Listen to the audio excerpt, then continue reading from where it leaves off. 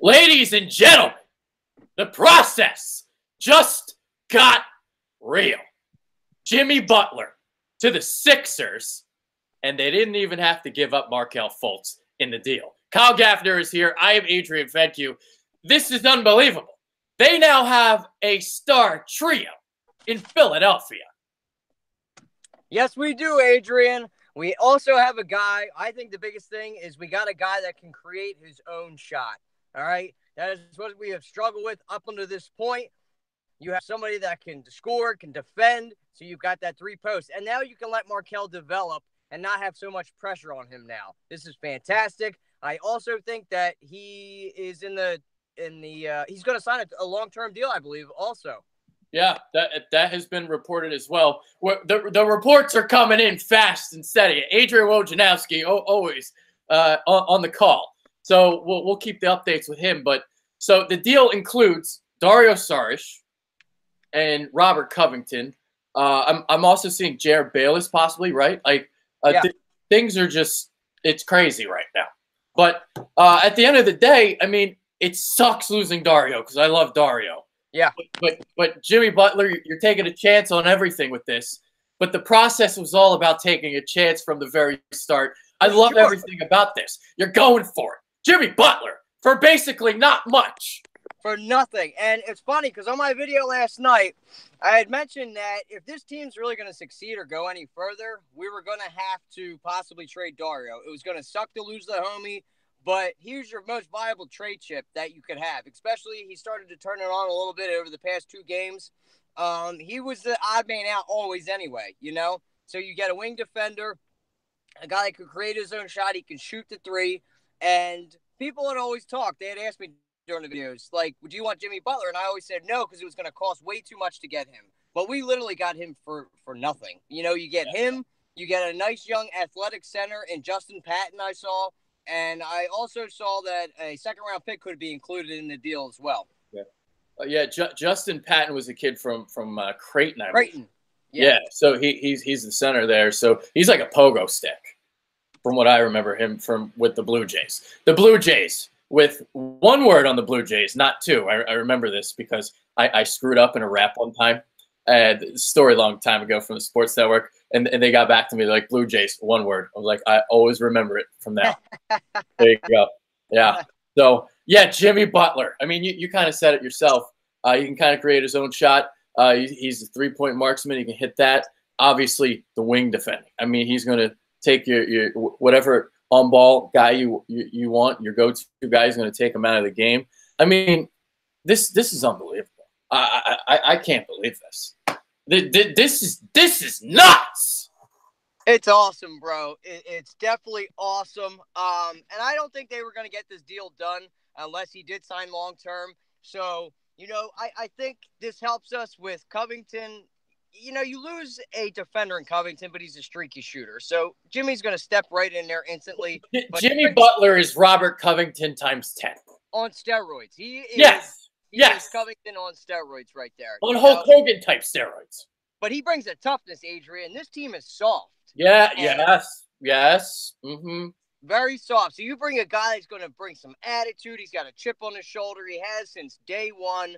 I love the tenacity that this guy's going to bring, and it's awesome that I swore the only way we're going to give Jimmy Butler is we were giving up 4 first-round picks or a Markelle Fultz or something big in that deal. But to get him for merely nothing, it just says something. Well, when he acts the way he's been acting and been a cancer to the team, I mean, it obviously diminishes his trade value to the point where now you're getting him for nothing because now you're basically taking a chance on him. Because if you're taking a chance on his attitude, hoping that he's going to work out, because if you're going to sign him to this deal, then obviously, you know, he better act the way he should act. And I think he will in this environment with Joel Embiid. I don't think Joel Embiid – see, here's the thing. Karl Anthony Towns is soft, all right? We want to talk about soft. Everybody in Minnesota is soft. They were talking about how that team was supposed to be on par with the Sixers. That team is nothing but soft ice cream cake. That's what they are, all right? And then you got Joel Embiid. Joel Embiid is unbelievable what he did last night. 42 and 18. Wow. So, Just, he puts Cat to shame.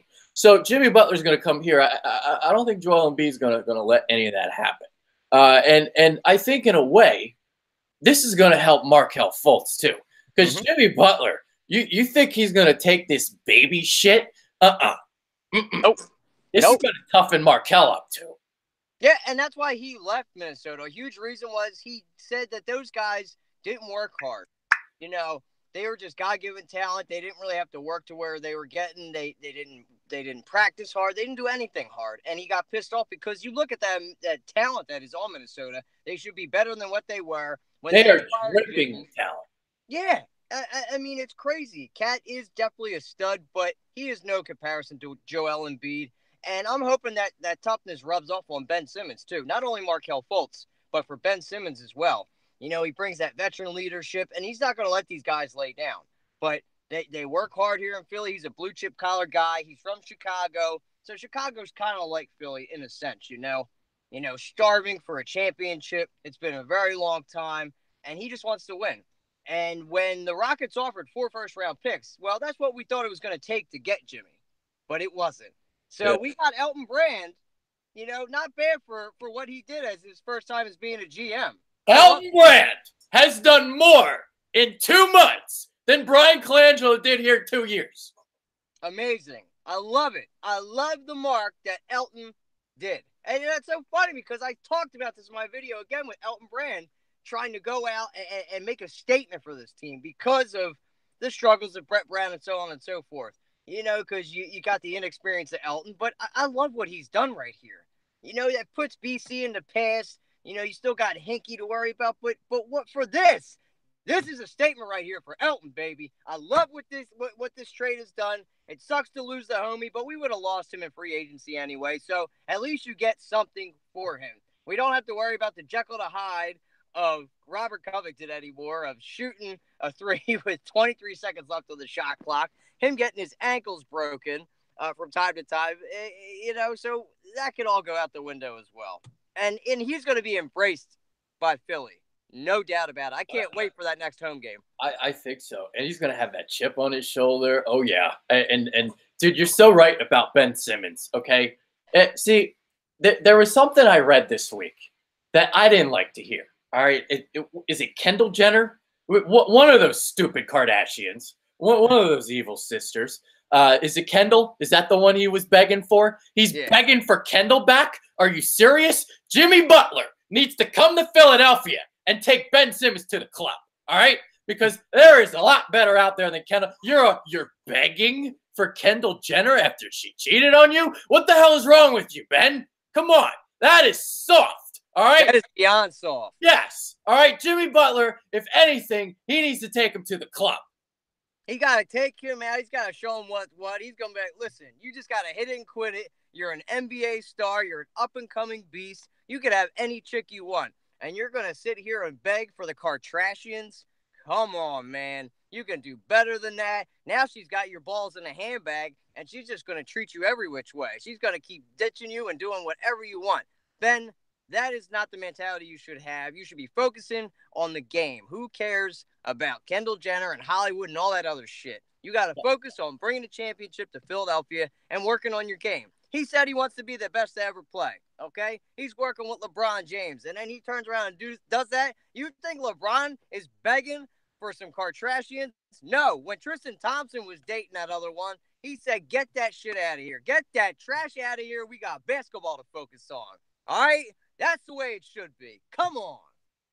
Oh, well, they now have a star trio. That's what I love about all this. Yeah. Because I was starting to feel discouraged about what I was seeing from Markelle Fultz. I understand, give him time. I get it. But I'm not seeing great. I'm not seeing star out of Fultz. I would see some flashes by now. See, with Tatum last year, you saw the flashes. You can see star dripping out of him. With Markelle Fultz, I'm not seeing it yet.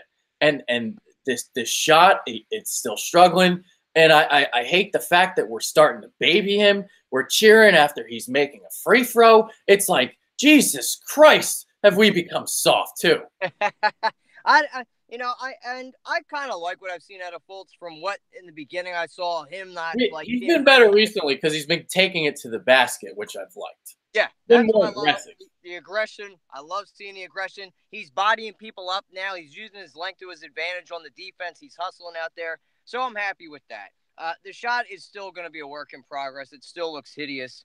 But his bread and butter was in Washington. You remember it was taking it to the hole, getting to the free throw line. Yeah.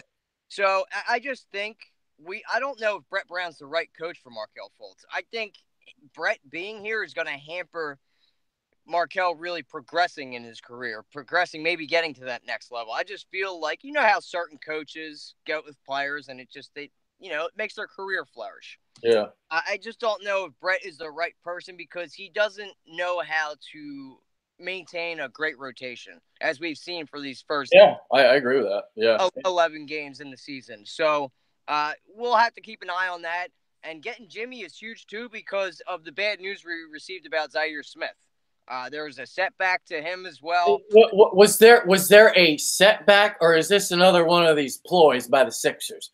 I mean, I'm kind of like semi-kidding, but like, Jesus Christ, this again? It's just bad luck. And I would say it's not a ploy because Brian Colangelo isn't here. I know. I'm like, that's why I was saying I'm semi-kidding. But it's like this again. It's like, oh, you're hearing he's like ready to practice again, and then now it's like the peanut allergy and all this. It's crazy. And of course, like Bridges is doing well in Phoenix. Now I still like the trade because I like Zaire Smith as a prospect, but it's just frustrating that we have to deal with this again. But anyway, let's get back to Butler here because what we're seeing lately is it's like Joel Embiid is the one that has to take these shots late in games. He's the one that has to hit the three-pointer. It's like you'd like to see maybe more aggressiveness from Ben Simmons in those situations, but now you have a guy in Jimmy Butler that, well, he's not afraid to take the big-time shot. So at least you have something there that because like the fact that you don't have that go-to guy right now, it hurts you. But Jimmy Butler can be one. It's killer, and you don't want to see your 7-2 center taking up the ball at the end of the game. Okay, yeah. I know JoJo loves to have that pressure. He likes to be in those pressure cooker situations. He doesn't have a great handle though. I kind of cringe when he tries to, do a dribble crossover, and he's just always fumbling the ball. Like, big fella, get down there on the block. I mean, it was great that he hit that 3-pointer last night, but you don't want him in that situation doing that. Butler's got a way better handle. You can lean on him doing that. He's got the veteran leadership. He's done this before. And with Ben, you watched the game last night. There were so many times that the lane was wide open, okay? He puts himself on a pedestal and saying, I can get to the lane any point in time when I want. I don't need to learn how to have a jump shot. Okay, then why not take advantage on that one-on-one coverage, beat your man, and get to the hole? Yes. You know what I mean? It was driving me. I'm just sitting there pulling my hair out. He's bleeding the clock, and everybody in the gym and their defenders know he's looking to pass first. That killer instinct is not there. And maybe Jimmy Butler can institute that in him because you're right. I mean, we don't have to baby Ben Simmons anymore either. Okay, no. We know that he's one of those once-in-a-decade talents too. The Sixers have two of them on their team, and Joel Embiid and Ben Simmons. It's time to start taking that next step, Ben. Don't be shy. Don't be shy. Go get it. Okay? I want to get back to Markelle Fultz and what you're saying about Brett Brown. I mean, he's great in the pick and roll situations. He needs to and like he's trying to fit in here, kind of like he needs the ball in his hands. Yeah. And it's just the tough fit. I mean, this goes back to Brian Colangelo. Like, I wanted Fultz, okay? I did. All right, everybody did. Like 95% of Philadelphia wanted Markelle Fultz. And I think in a way that's the reason why we're babying so much and cheering him after every free throw, because we don't want to be wrong. Mm-hmm. But Brian Colangelo, it's like, what are you doing as a basketball evaluator? The fact that you were just freely sending that other pick in this deal when it was possible that he would have been there at 3. Like, what was he thinking? Like, it was impossible. It was literally impossible to screw up, come in here and screw up this situation, to have all these picks, and Brian Colangelo somehow, some way, fucked it up. And, Danny Ainge took advantage of that. He knew he got some type of intel with the aggressiveness of Brian Colangelo. Oh, yeah, why don't you include one of your high picks, unprotected Kings pick or the protected Kings pick? It does have that number one overall protection on it, but it's still early in the season. The Kings were 6-3 last I saw. I don't know what their record is now. So hopefully maybe they can get a winning ways going on in there, and that pick doesn't turn out to be anything. But everybody did want Markelle Fultz, and he could have been there at 3. Maybe try to lowball the guy as opposed to being super aggressive and offering the farm, so to speak, to go get him, throwing the house at him. He was such a Brian Colangelo's guy so much that he was willing to do anything to acquire Markelle Fultz. He wanted to put his stamp on that. He was trying to get out of Hinkie shadow because all you heard was Hinkie. Okay, and what a great job he did by acquiring picks and getting Joel Embiid and da-da-da-da-da. So I feel like he wanted to step out of Hinkie's shadow and make a big splash. Well, it kind of backfired on him as of right now because Tatum looks like a surefire stud. Markelle Fultz is struggling. You had that weird thing with his injury where he forgot to shoot or whatever it was. And now, we're 12 games into the season, and he still doesn't really look like he's that transcendent player. So, it's rough. You just got to sit there and take it, though. We can't go back in time, unfortunately. We expected Fultz to be able to shoot, and what we saw in college, it's not translating at the moment. Well, in college, here's the thing. It's like he's a mid-range guy. I never really projected him to be like this three-point shooter. Because even if you look at the free throw percentage, it was only 69% at Washington. Right. He wasn't like as great of a shooter as I think people made him out to be. He was good in the mid-range, and that's what I liked about him. But now it's like the NBA has changed and evolved so quickly that like you need the three-point shot. And I mean, I know it was only warm-ups, but I was, there a couple weeks ago, and like he's 2 of 13 in warm-ups from 3. I'm just watching him take shots from the corner. Clink, clank, side of the backboard, air ball. I mean, he made 2 of the 13. And it's like, now I understand why he's so hesitant to shoot. Can't make them. And it's a mental thing at that point too. When he's not good, they're not going in, and then you've got the media. These guys all pay attention. They all watch ESPN. They follow Twitter. They look at what everybody's saying about them. Okay, so it's a lot more pressure on these kids nowadays than it was 20 years ago when you didn't have to worry about it. So that definitely comes into play. And the same with Ben Simmons. I watched him the other day during warm-ups. He made 5 for 20. It's a weird screwball, and then you've got 2 guys that need to have the ball in their hands that are both hesitant to shoot that really can't shoot. So you struggle with them being in the starting lineup, but you also have to get Fultz in there because he was the number 1 overall pick to get to the free flow offense with the with Ben Simmons to play a 2 guard. But he's a true 1. Okay, I don't know if he can translate to possibly being a number 2. A shooting guard. Maybe he just needs to be the 6th man off the bench. They should try that. But see, that's where Brett Brown comes into play. Manning your rotation, knowing where to put guys, and getting the best and the most out of your players. Giving into their strengths and all. And that's where Brett Brown struggles because he doesn't know what to do. And he doesn't really draw up offensive plays either. We've got 2 offensive plays, bro. With Embiid and JJ, and then you just got, all right, just make it rain from downtown. We're just going to go out there and play street ball. It's like playing down at the playground. Well, here's the thing about what the Sixers have kind of been last couple years. So they get off to these slow starts, right? And then the calendar kind of turns to January, and then they flip that switch. And that's probably what we're going to get again this year. But it's frustrating because you want to be a 1 seed. You want to be a 2 seed. And you're seeing this team, and you're seeing like the Bucks flourish and the Raptors flourish, and you're just middling here in the 4 or 5 range. Like, that's what's frustrating. You want to see something different this year. You want to see them progress in the early stages of the season, and they continue to sleepwalk like they have in the last couple of years. It's just struggling, dude. We've blown 20-point leads all like we did last year. I mean, not even a 30-point lead is safe. You don't feel safe with this team. Okay? From a guy that learned under Popovich who protested defense, defense, defense, and you don't really see that, a lot of the times out of the Sixers. And the turnovers. Yeah. We've always been at the bottom of the league with Brett Brown since he's been here. Oh, my God. It is ridiculous. And the turnovers are still continuing. Like, you have They're Ben awful. Simmons on your team. You would think that everything would be under control, and it's not. Nope. We're still at the bottom. We average 16 turnovers a game.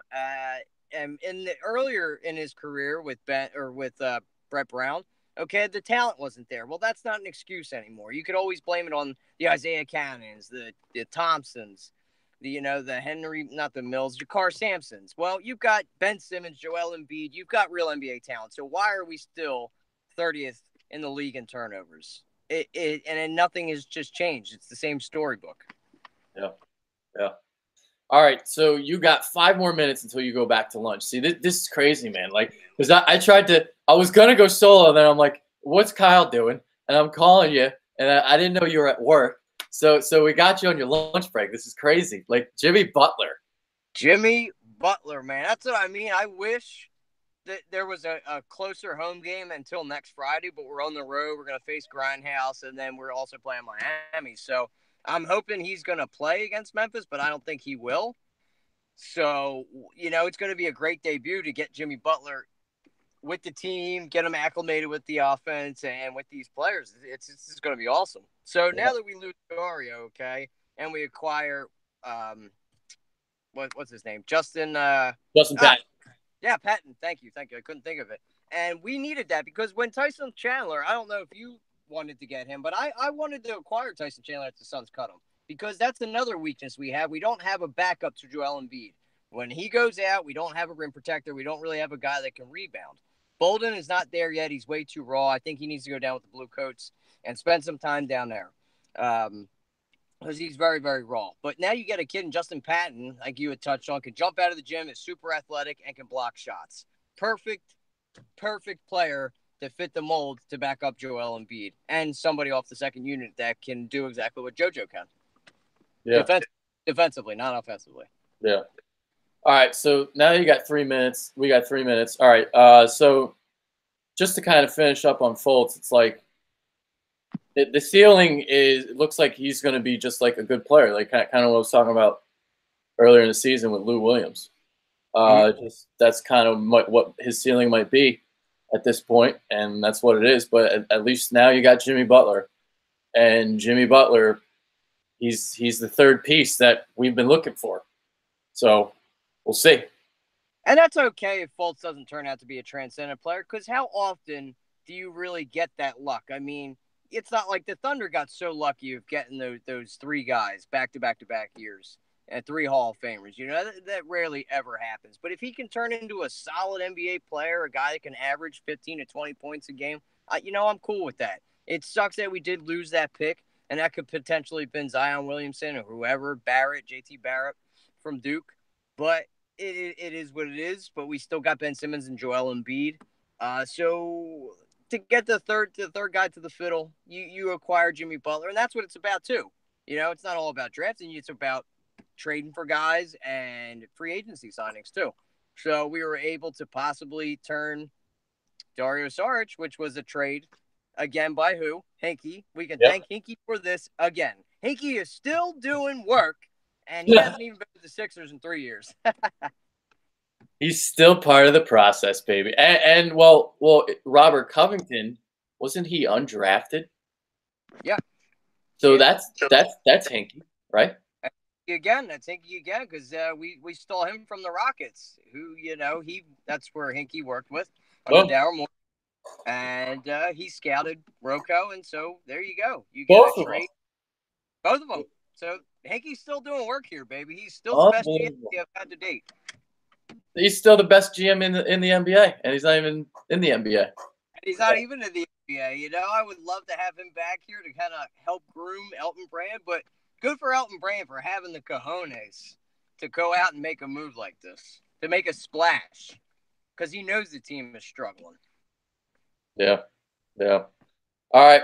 So that about wraps it up. You got final thoughts? You know, I'm just excited, dude.